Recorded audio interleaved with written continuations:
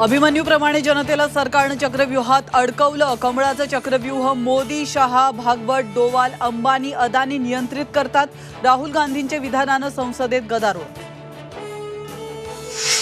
दिंडोरी विधानसभेची जागा अजित पवार गटाकडेच। नरहरी झिरवाळांना उमेदवारी जाहीर, तर सुनील तटकरेंकडून उमेदवारीची घोषणा।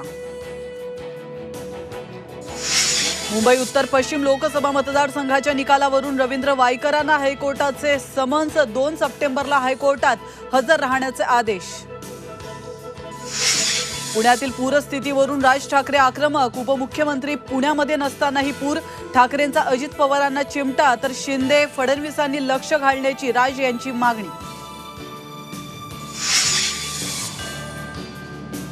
राष्ट्रवादीच्या 41 आमदारांना सुप्रीम कोर्टाची नोटीस। पुढील सुनावणी 3 सप्टेंबरला। शिवसेना राष्ट्रवादीची सुनावणी एकत्रित होणार। समित कदम आणि फडणवीसांचे जवळचे संबंध। ठाकरे आणि अजितदादांवर खोटे आरोप करण्यासाठी दबाव। अनिल देशमुख आरोपांवर ठाम, तर अनिल देशमुखांचे आरोप समित कदमांनी फेटाळले। अनिल देशमुखांना भेटणाऱ्या समित कदमला वाय दर्जाची सुरक्षा कोणी दिली? राऊतांचा सवाल, तर देशमुखांकडून संभ्रम निर्माण करण्याचा प्रयत्न। बावनकुळेंचा टीकास्त्र।